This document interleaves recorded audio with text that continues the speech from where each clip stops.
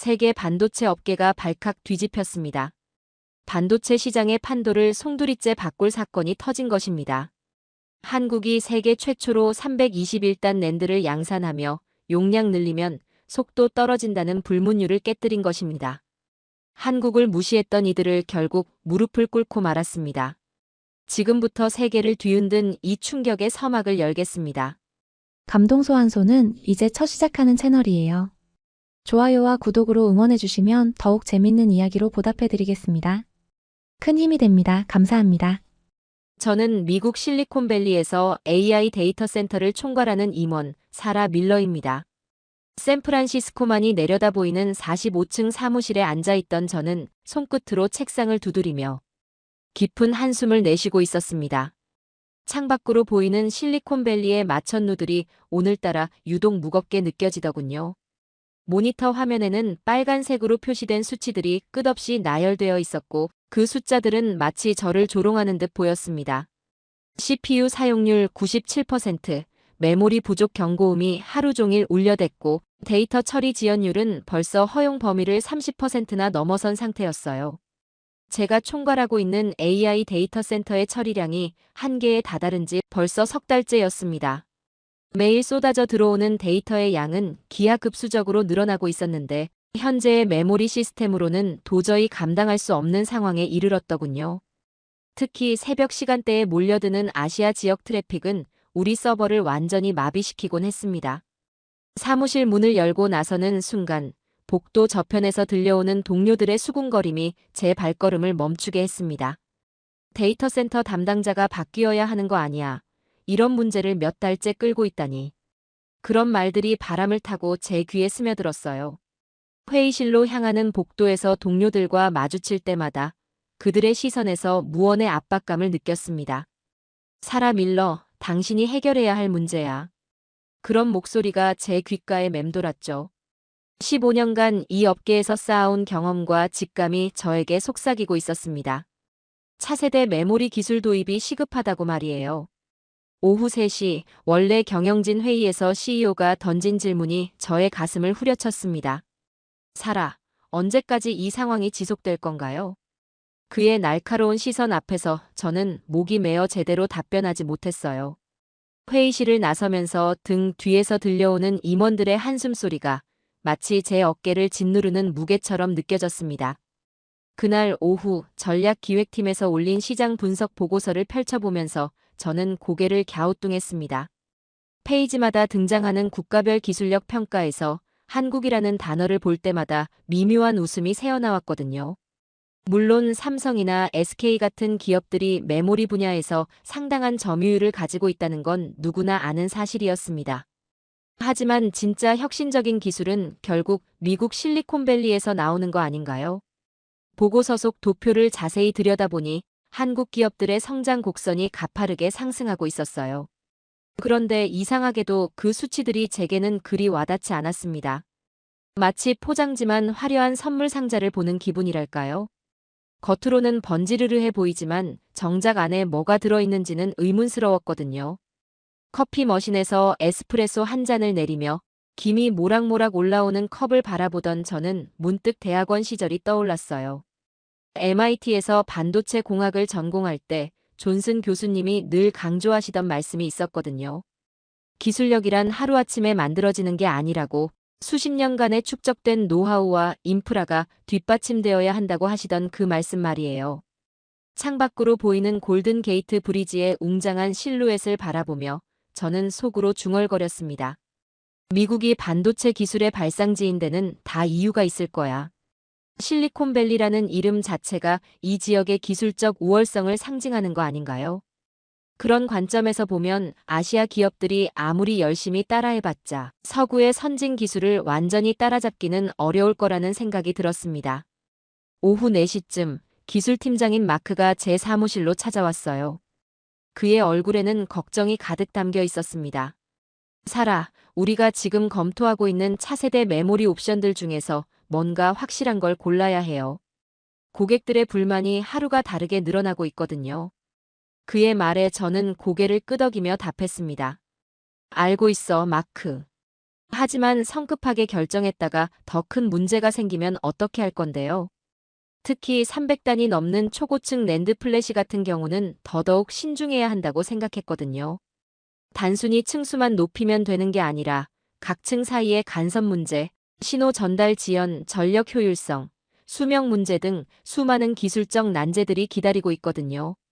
게다가 온도 변화에 따른 성능 변동, 데이터 오류율, 쓰기 속도 저하 같은 문제들까지 고려하면 정말 복잡한 영역이었습니다. 이런 복잡한 문제들을 해결하려면 결국 인텔이나 마이크론 같은 미국 기업 또는 도시바나 소니 같은 일본의 기술 강국들이 가진 수십 년간의 노하우가 필요할 텐데 과연 한국 기업들이 그런 수준에 도달할 수 있을까 하는 의구심이 들더군요. 물론 그들의 성장세는 인정하지만 진정한 기술 혁신과 대량 생산은 전혀 다른 차원의 문제니까요.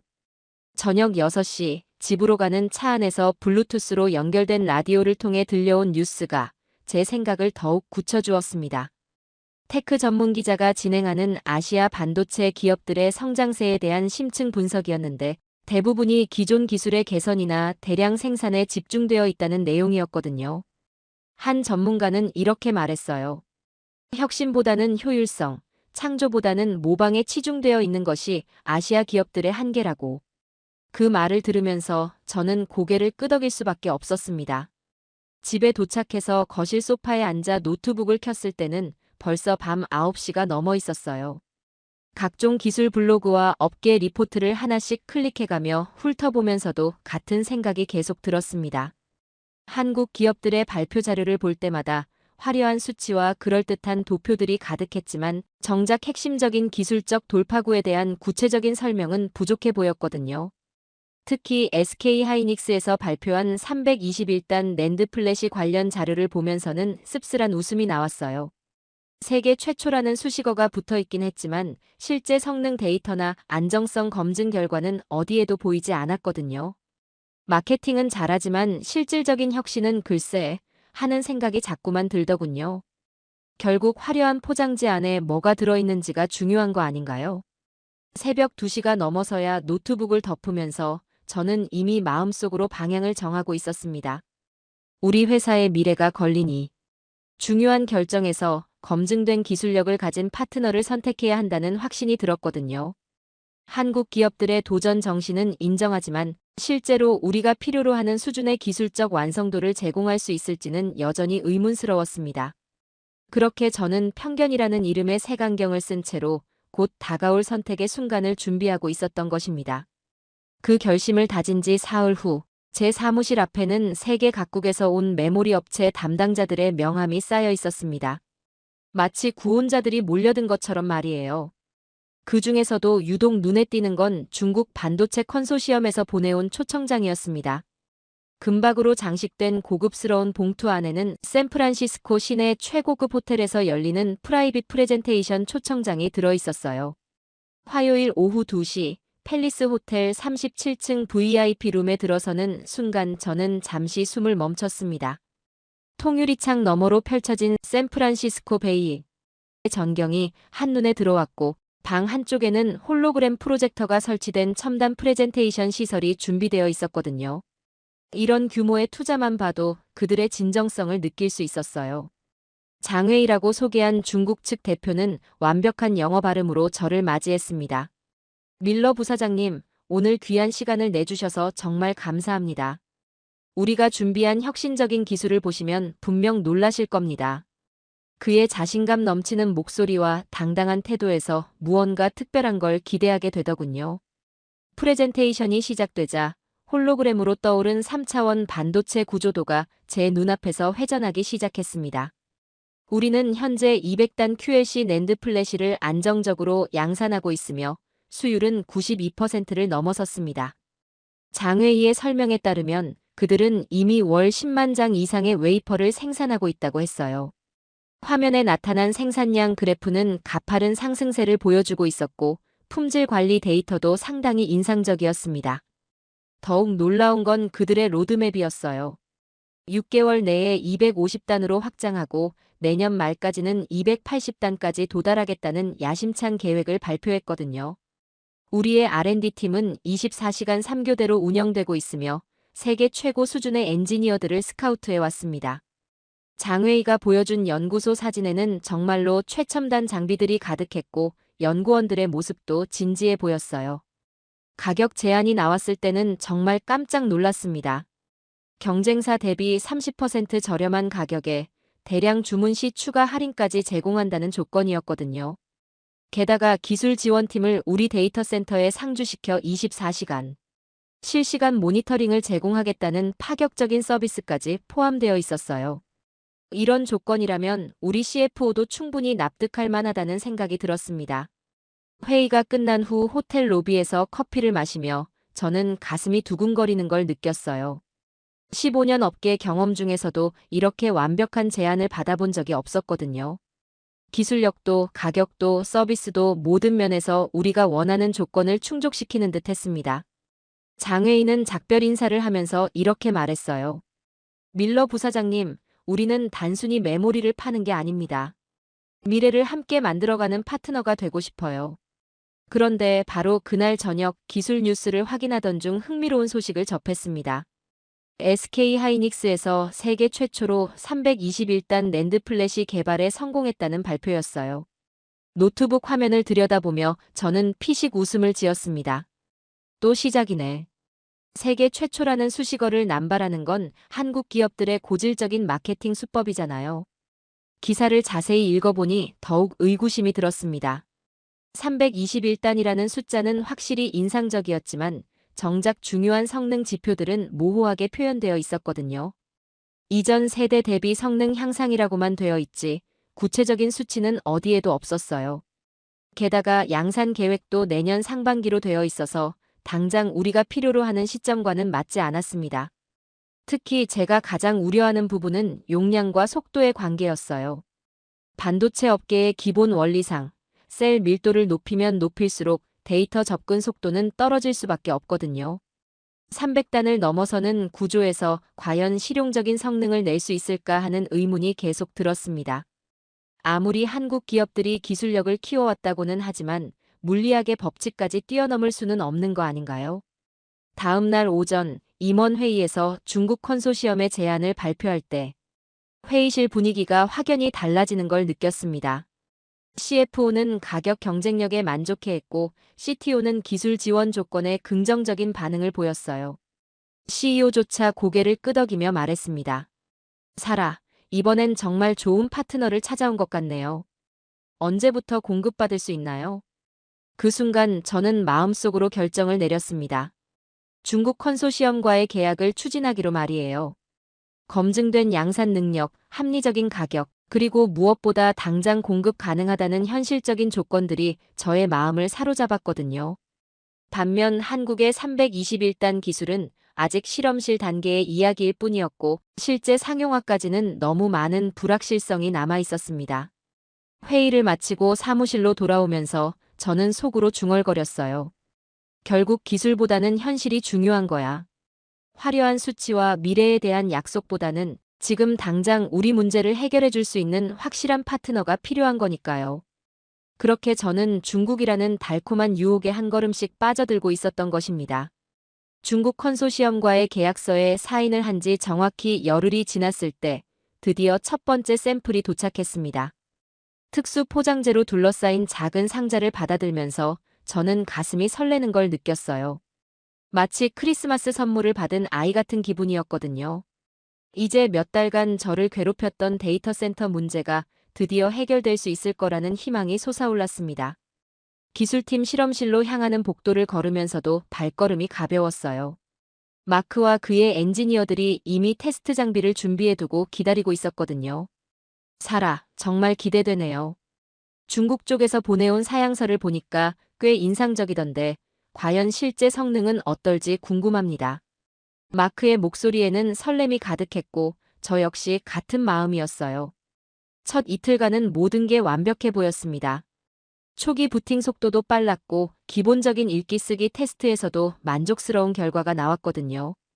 저는 사무실에서 실시간으로 전송되는 테스트 결과를 확인하며 안도의 한숨을 내쉬었어요. 역시 내 판단이 옳았어. 검증된 기술이 이런 거지. 그런 생각에 잠긴 채로 첫 주말을 맞이했습니다. 하지만 월요일 아침 출근하자마자 마크가 다급한 표정으로 제 사무실로 뛰어왔어요. 사라, 문제가 생겼어요. 주말 동안 연속 운영 테스트를 돌렸는데 72시간 지점부터 이상 신호가 나타나기 시작했거든요. 그의 얼굴에는 당황스러움이 역력했습니다. 저는 서둘러 모니터링 화면을 확인했는데 처음에는 뭔가 잘못된 게 아닐까 의심했어요. 데이터 처리 속도가 서서히 떨어지고 있었습니다. 처음에는 5% 정도의 미미한 감소였는데 시간이 지날수록 그 폭이 커져가고 있더군요.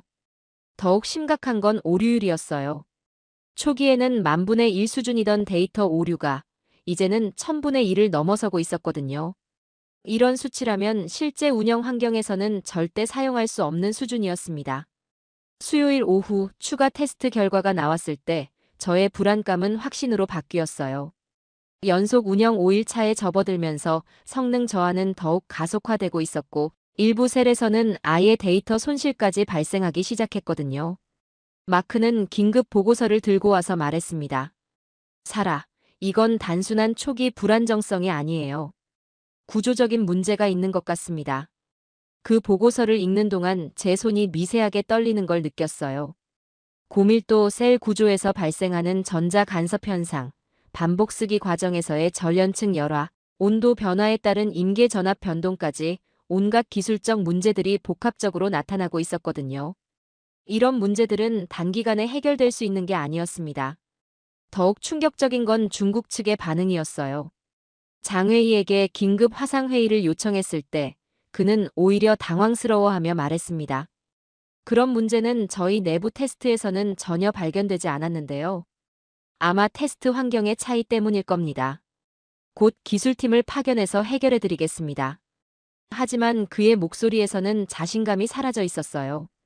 목요일 밤 집에서 기술 자료들을 다시 검토하면서 저는 뒤늦게 깨달았습니다.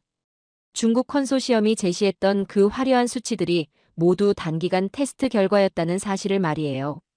장기간 안정성이나 실제 운영 환경에서의 신뢰성에 대한 데이터는 어디에도 없었거든요. 제가 너무 성급하게 판단했던 거였어요. 금요일 오전 마크가 최종 테스트 리포트를 가져왔을 때 제 마음은 무너져 내렸습니다. 일주일간의 연속 운영 결과 메모리 성능은 초기 대비 40% 이상 저하되었고 데이터 오류율은 허용 기준의 100배를 넘어서 있었어요. 이런 상태의 메모리를 실제 데이터 센터에 적용한다면 그야말로 재앙이 될 게 뻔했습니다. 보고서 마지막 페이지에 적힌 마크의 결론이 제 가슴을 후벼 팠습니다. 현재 샘플의 품질로는 대량 생산품의 안정성을 보장할 수 없으며 수율 문제와 장기 신뢰성 부족으로 인해 상용화는 부적합하다고 판단됩니다. 그 한 줄이 지난 며칠간의 기대와 희망을 모두 무너뜨렸어요. 점심시간 회사 옥상 정원에서 샌드위치를 씹으며 저는 멍하니 하늘을 올려다봤습니다. 언론과 발표 자료의 화려한 수치에 현혹되어서 가장 중요한 신뢰성과 안정성을 간과한 제 자신이 원망스러웠어요. 15년간 쌓아온 경험이 무색할 정도로 초보적인 실수를 저질렀다는 생각이 들었거든요. 그때 문득 지난주에 봤던 SK 하이닉스 321단 관련 뉴스가 떠올랐습니다. 그때는 그저 허황된 마케팅으로만 여겼는데 지금 생각해보니 적어도 그들은 양산 계획을 구체적으로 제시했었거든요. 혹시 제가 너무 성급하게 판단했던 건 아닐까 하는 의문이 마음 한구석에서 조심스럽게 고개를 들기 시작했습니다. 하지만 아직까지는 그냥 스쳐 지나가는 생각일 뿐이었어요. 제 편견의 벽은 여전히 견고했거든요.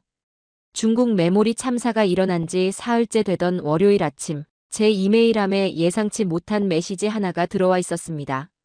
SK 하이닉스 글로벌 파트너십 팀에서 보낸 공식 초청장이었어요. 발신인은 김소연이라는 매니저였는데 완벽한 영어로 작성된 정중한 문체가 인상적이더군요. 세계 최초 321단 QLC 낸드 플래시 양산 현장을 직접 보여드리고 싶다는 내용이었습니다. 첫 번째 반응은 당황스러움이었어요. 불과 며칠 전까지만 해도 한국 기술을 코웃음 치던 제게 마치 운명의 장난처럼 다가온 제안이었거든요. 커피 한 모금을 마시며 메일을 다시 읽어보니 그들이 제시한 방문 일정이 꽤 구체적이었습니다. 이천 본사 및 생산 라인 투어, 연구진과의 기술 미팅, 실시간 데이터 공개까지 포함된 2박 3일 코스였어요. 평소 같았으면 즉석에서 거절했을 텐데 지금은 상황이 달랐습니다. 중국 메모리의 처참한 실패로 인해 우리 데이터 센터는 여전히 위기 상황이었고 대안을 찾아야만 하는 절박한 상황이었거든요. 게다가 임원진들의 시선도 따가웠어요. 사라의 선택이 회사에 막대한 손실을 안겨주었다는 무언의 압박감이 사무실 곳곳에서 느껴졌습니다. 수요일 오후 결국 저는 김소연 매니저에게 회신을 보냈습니다. 방문하겠다고 하지만 기술적 검증이 확실하지 않으면 파트너십은 어렵다고 명확히 선을 그었어요. 그녀의 답장은 놀랍도록 빨랐습니다. 30분 만에 상세한 방문 가이드와 함께 저희는 데이터로 말하겠습니다라는 한 줄이 인상적이었거든요. 금요일 밤 인천공항에 도착했을 때의 기분을 뭐라고 표현해야 할까요? 반신반의하는 마음이 가장 정확한 표현일 것 같아요.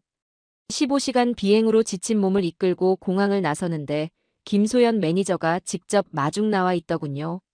30대 중반으로 보이는 그녀는 단정한 정장 차림에 자신감 넘치는 미소를 지었습니다.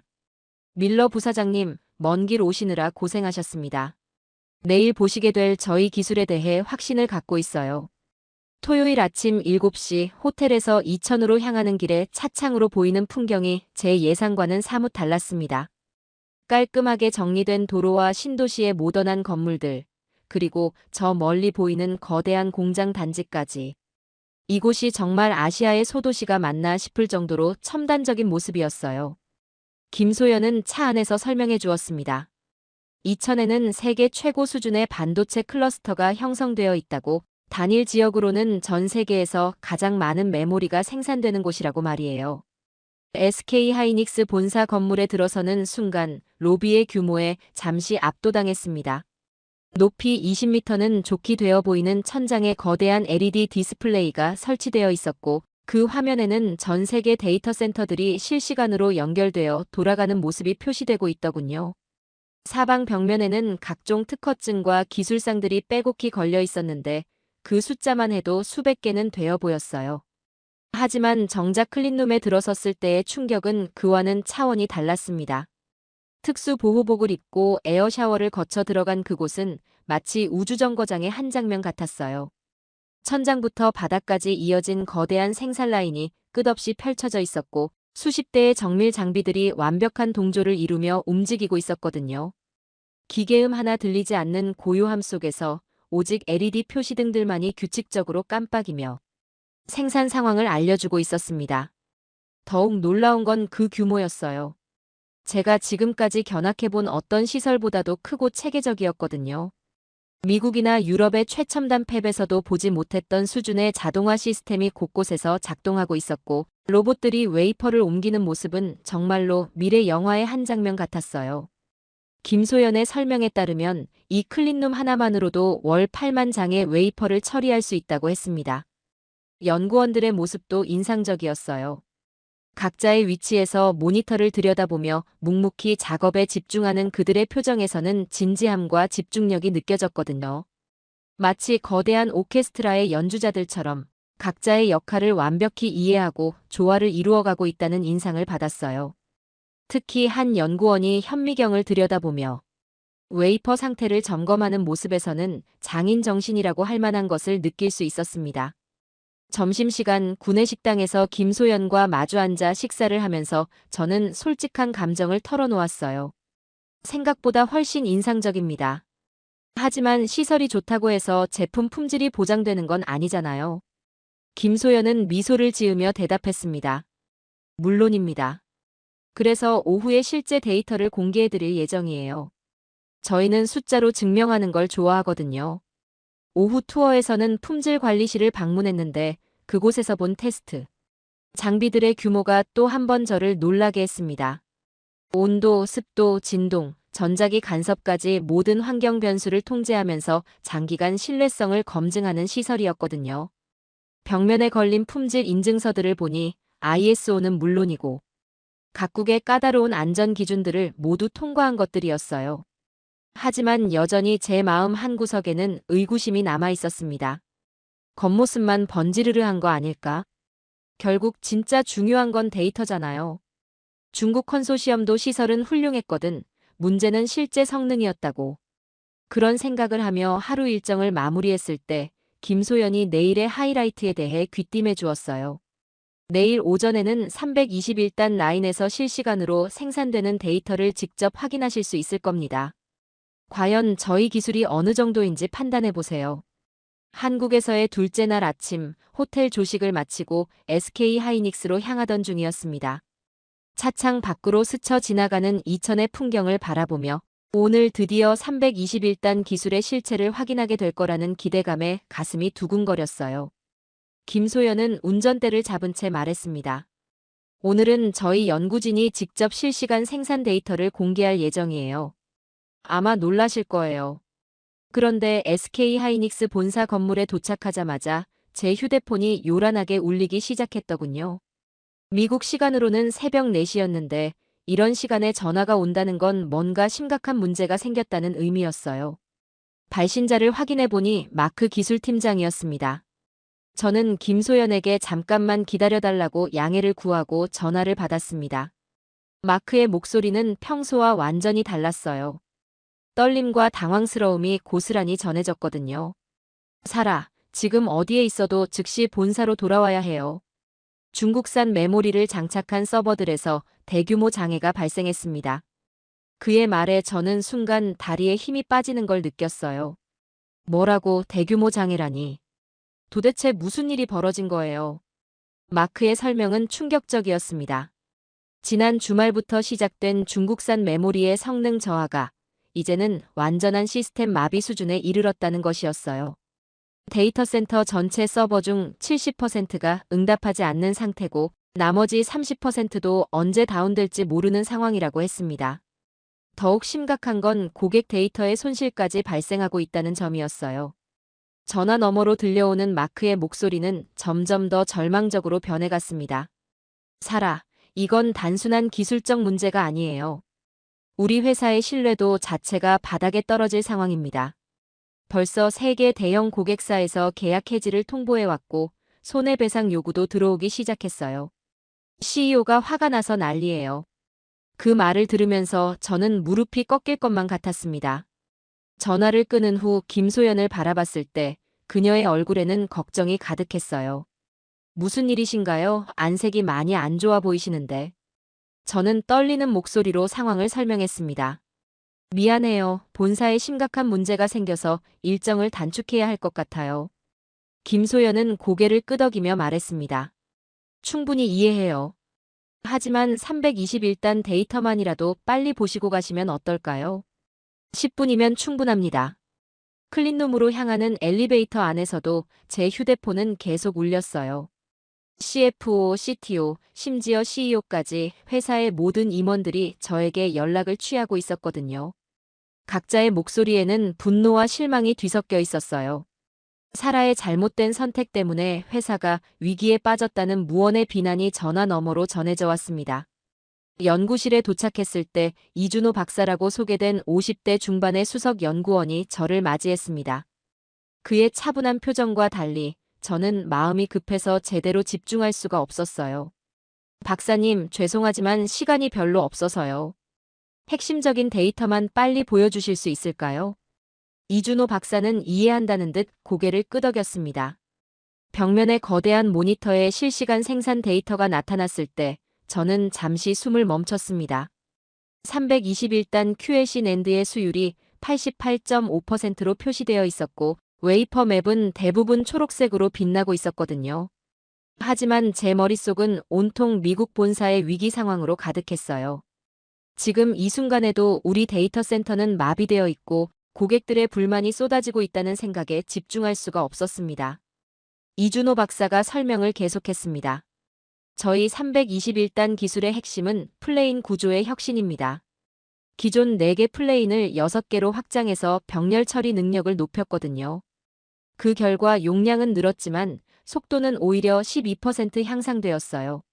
하지만 제 귀에는 그 말들이 제대로 들어오지 않았습니다. 머릿속은 온통 중국 메모리 때문에 벌어진 재앙 상황으로 가득했거든요. 연구실을 나서면서 김소연이 조심스럽게 말했습니다. 부사장님, 혹시 저희 기술이 도움이 될 수 있다면 언제든지 연락 주세요. 위기 상황일 때일수록 신뢰할 수 있는 파트너가 중요하거든요. 저는 건성으로 고개만 끄덕였어요. 지금은 그런 걸 생각할 여유가 없었습니다. 인천공항으로 향하는 차 안에서 또 다른 긴급 전화가 걸려왔습니다. 이번에는 고객사 담당자였어요. 밀러 부사장, 우리 시스템이 완전히 다운됐어요. 우리 고객들이 서비스를 이용할 수 없는 상황이 이틀째 계속되고 있습니다. 언제쯤 복구될 수 있나요? 그 질문에 저는 제대로 대답할 수 없었어요. 복구는커녕 원인 파악도 제대로 되지 않은 상황이었거든요. 비행기 안에서도 마음이 편치 않았습니다. 15시간의 긴 비행시간 동안 계속해서 떠오르는 생각은 하나였어요. 내가 저지른 실수가 얼마나 큰 재앙을 불러왔는가. 중국 컨소시엄의 화려한 프레젠테이션에 현혹되어서 가장 기본적인 신뢰성 검증을 소홀히 한 제 자신이 한없이 원망스러웠습니다. 무엇보다 괴로웠던 건 한국에서 본 기술이 자꾸 머릿속에 맴돌았다는 점이었어요. 이준호 박사의 차분한 설명, 88.5%라는 수율 데이터, 그리고 무엇보다 김소연의 마지막 말이 계속 귓가에 울렸거든요. 위기 상황일 때일수록 신뢰할 수 있는 파트너가 중요하다는 그 말이요. 혹시 제가 처음부터 잘못 판단했던 건 아닐까 하는 의구심이 마음 한구석에서 조심스럽게 고개를 들기 시작했습니다. 하지만 아직은 그저 스쳐 지나가는 생각일 뿐이었어요. 당장의 위기를 해결하는 것이 더 급했거든요. 미국으로 돌아온 지 일주일이 지났지만 상황은 전혀 나아지지 않았습니다. 아니, 오히려 더욱 악화되고 있었어요. 월요일 아침 긴급 이사회에서 CEO가 던진 한마디가 아직도 제 가슴에 박혀 있었거든요. 사라, 당신의 판단 실수로 인한 손실이 이미 2천만 달러를 넘어섰소. 언제까지 이 상황이 계속될 건가요? 그 순간 회의실의 모든 시선이 저에게 꽂혔고 저는 고개를 들 수가 없었습니다. 화요일 오후 마크가 또 다른 충격적인 소식을 가지고 왔어요. 중국 컨소시엄 측에서는 책임을 회피하기 시작했다는 것이었습니다. 그들의 변명은 한결같았어요. 우리 제품에는 문제가 없고 귀하의 서버 환경이나 운영 방식에 문제가 있는 것 같다는 식이었거든요. 장회인은 전화해서 심지어 이런 말까지 했어요. 계약서상 품질 보증 조항을 다시 확인해 보시죠. 그날 밤 사무실에 혼자 남아 계약서를 다시 들여다봤을 때 저는 절망했습니다. 정말로 빈틈이 많았어요. 화려한 프레젠테이션에 현혹되어 꼼꼼히 검토하지 못했던 제 자신이 한없이 한심했거든요. 특히 장기 안정성 보장 조항이 모호하게 작성되어 있어서 법적 대응도 쉽지 않을 것 같았습니다. 수요일 아침 출근길에 라디오에서 들려온 뉴스가 제게 마지막 일격을 가했어요. 우리 회사의 서비스 장애가 업계 뉴스로 보도된 것이었거든요. 실리콘밸리의 유명 AI 데이터 센터에서 중국산 메모리 도입 후 대규모 서비스 중단 사태가 발생했다는 내용이었어요. 기자는 이를 성급한 기술 도입의 부작용이라고 분석했습니다. 그 순간 저는 운전대를 잡은 손에 힘이 빠지는 걸 느꼈어요. 바로 그날 오후 예상치 못한 전화가 걸려왔습니다. 김소연 매니저였어요. 부사장님 안녕하세요. 최근 상황을 들었습니다. 혹시 시간이 되시면 화상회의로 저희 기술에 대해 자세히 설명드릴 수 있을까요? 지난번에 충분히 보여드리지 못해서 아쉬웠거든요. 평소 같았으면 정중히 거절했겠지만 지금 상황에서는 어떤 대안이라도 검토해봐야 했습니다. 목요일 저녁 8시 홈오피스에서 화상회의를 시작했을 때 한국은 이미 다음 날 오전이었어요. 화면에 나타난 이준호 박사와 김소연의 표정은 진지했습니다. 박사는 차분한 목소리로 말했습니다. 부사장님께서 겪고 계신 문제를 충분히 이해합니다. 저희가 준비한 데이터를 보시면 왜 저희 기술이 다른지 아실 수 있을 거예요. 화면에 나타난 첫 번째 자료가 제 숨을 먹게 했습니다. SK하이닉스 321단 QLC의 실시간 생산 현황이었는데 수율이 무려 91.2%를 기록하고 있었거든요. 더욱 놀라운 건 웨이퍼 맵이었어요. 거의 모든 영역이 녹색으로 표시되어 있었고 불량품을 의미하는 빨간 점들은 거의 찾아볼 수 없었습니다. 이준호 박사가 설명했습니다. 이는 어제 저녁 생산된 실제 데이터입니다. 조작하지 않은 원본 그대로예요. 두 번째로 공개된 자료는 더욱 충격적이었어요. 321단 메모리의 장기 신뢰성 테스트 결과였거든요. 연속 운영 31차까지의 데이터가 그래프로 나타나 있었는데 성능 저하는 거의 없었고 오류율은 허용 기준의 1%도 채 되지 않았습니다. 제가 중국 메모리에서 겪었던 그런 문제들은 전혀 보이지 않았어요. 하지만 정말로 제 편견을 무너뜨린 건 세 번째 자료였습니다. 321단 구조의 기술적 혁신에 대한 설명이었거든요. 이준호 박사는 홀로그램 모델을 이용해서 보여주었어요. 기존에는 용량을 늘리면 속도가 떨어지는 게 당연했습니다.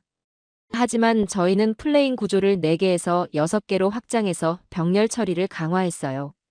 그 결과 용량은 2배 늘어났지만 속도는 오히려 18% 향상되었습니다. 화면에 나타난 기술 도식도를 보면서 저는 잠시 말을 잃었습니다. 정말로 물리학의 한계를 뛰어넘는 혁신적인 접근법이었거든요. 단순히 층수만 높인 게 아니라 내부 구조 자체를 완전히 재설계한 것이었어요. 이런 수준의 기술적 사고는 정말 예상하지 못했습니다. 김소연이 추가로 설명했습니다. 부사장님, 저희는 지난 3년간 이 기술 개발에만 1조 원 이상을 투자했어요. 그리고 현재 세계 20개국 50여 개 고객사에서 검증을 완료했습니다. 화면에 나타난 고객사 리스트에는 제가 아는 글로벌 IT 기업들의 이름이 가득했어요. 모두 까다롭기로 유명한 회사들이었거든요. 이준호 박사가 마지막으로 한 말이 제 가슴을 울렸습니다. 부사장님, 저희는 데이터로 말합니다.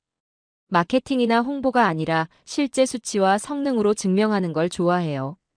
데이터는 거짓말하지 않거든요.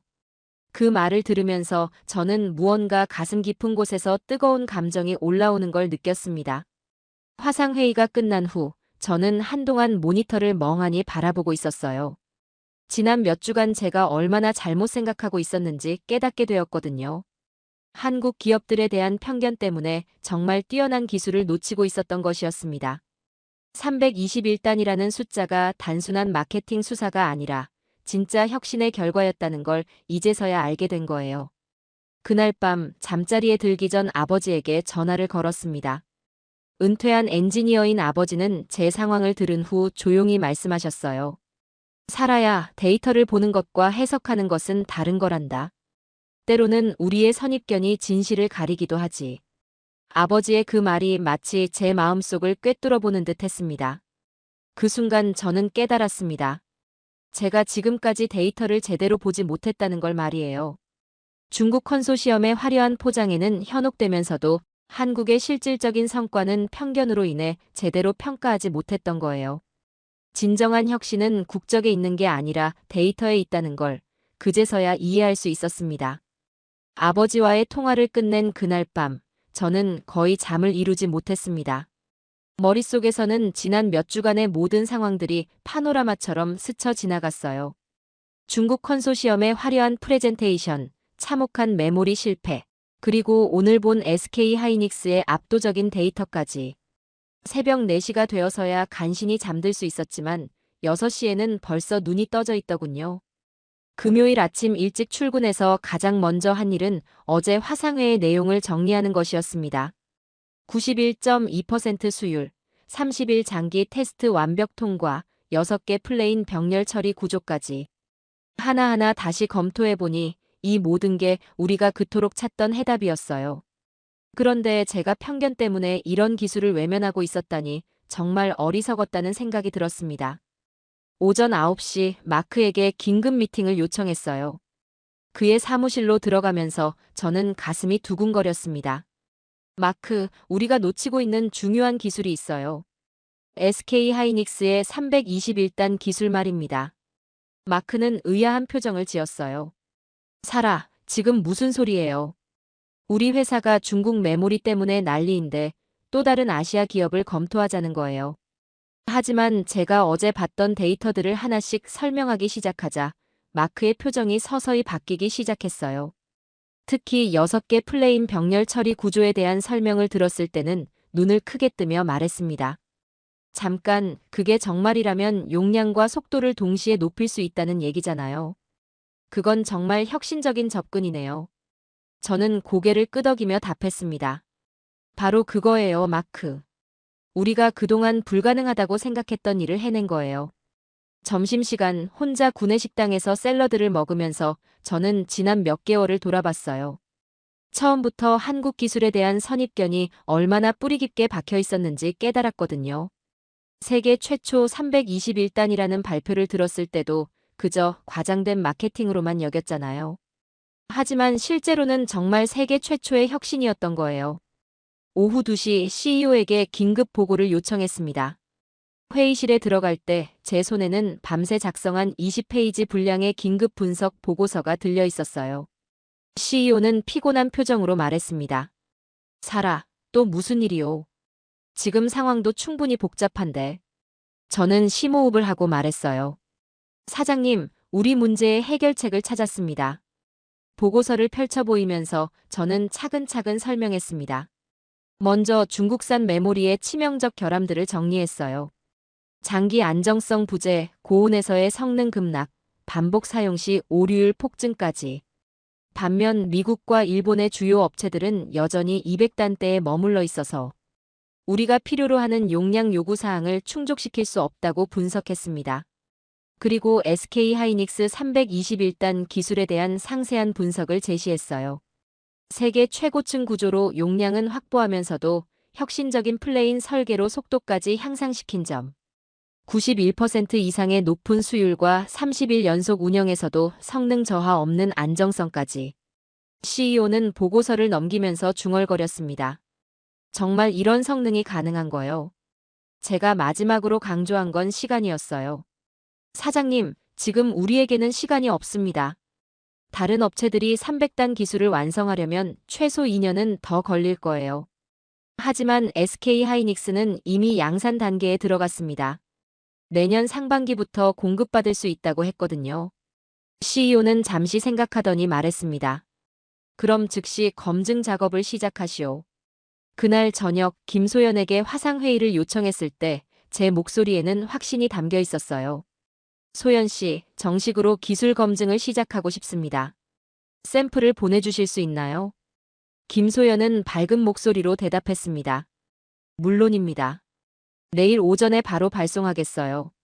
그리고 이준호 박사님도 직접 미국으로 파견해서 기술 지원을 하겠다고 하시네요.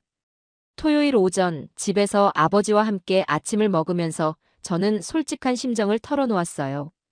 아빠, 저는 그동안 정말 어리석었어요. 편견 때문에 눈을 가리고 있었던 것 같아요. 아버지는 따뜻한 미소를 지으며 말씀하셨습니다. 사라야, 실수를 인정하고 바로잡으려는 용기가 진짜 지혜란다. 기술에는 국경이 없어. 좋은 기술은 어디서 나왔든 인정해야지. 월요일 아침 SK하이닉스에서 보낸 샘플이 도착했어요. 이번에는 정말 꼼꼼하게 테스트하기로 했습니다. 마크와 기술팀 전체가 투입되어 24시간 교대로 모니터링을 시작했거든요. 첫날부터 결과는 놀라웠어요. 부팅 속도, 읽기 쓰기 성능, 전력 효율성 모든 면에서 기존 메모리들을 압도했습니다. 화요일, 이준호 박사가 직접 미국에 도착했어요. 공항에서 만난 그의 첫인상은 정말 인상 깊었습니다. 50대 중반의 차분한 모습에서 깊은 전문성이 느껴졌거든요. 부사장님, 저희 기술을 직접 확인해 보시길 바랍니다. 의구심이 드시는 부분이 있으면 언제든 물어보세요. 그의 당당함에서 진짜 자신감을 느낄 수 있었어요. 일주일간의 집중 테스트가 끝났을 때 결과는 완벽했습니다. 연속 운영 168시간 동안 성능 저하는 0.1% 미만, 오류율은 허용 기준의 100분의 1 수준이었어요. 무엇보다 놀라웠던 건 온도 변화나 전력 변동에도 안정적인 성능을 유지했다는 점이었습니다. 마크는 최종 보고서를 들고 와서 말했습니다. 사라, 이건 정말 게임 체인저예요. 금요일 저녁 회사 옥상에서 석양을 바라보며 저는 지난 한 달을 돌이켰어요. 편견이라는 색안경을 벗고 나니 세상이 완전히 다르게 보였거든요. 한국의 SK하이닉스가 정말로 세계 최고의 기술을 만들어냈다는 사실, 그리고 제가 그동안 그 진실을 외면하고 있었다는 사실이 가슴 깊이 와닿았습니다. 그날 밤 집에서 최종 의사결정을 내렸을 때 저는 마음속으로 중얼거렸어요. 나는 편견으로 눈을 가렸다. 하지만 진실은 바로 여기에 있었구나. 321단이라는 숫자가 허황한 마케팅이 아니라 진짜 혁신의 증거였다는 것을 이제서야 깨달을 수 있었습니다. 내일은 정식으로 SK하이닉스와의 파트너십을 제안할 생각이었어요. 더 이상 지체할 시간이 없었거든요. 다음 주 월요일, 저는 CEO 앞에서 SK하이닉스와의 정식 파트너십 체결을 제안했습니다. 일주일간의 완벽한 테스트 결과를 바탕으로 한 제안이었거든요. CEO는 잠시 고민하더니 고개를 끄덕였어요. 사라, 이번엔 정말 확실한 거지요. 저는 가슴을 펴고 답했습니다. 네, 이번에야말로 확실합니다. 데이터가 모든 걸 증명해 주었거든요. 계약 체결까지는 불과 2주밖에 걸리지 않았어요. 김소연과 이준호 박사가 다시 미국에 와서 최종 협상을 진행했는데 모든 과정이 놀라울 정도로 투명하고 신속했습니다.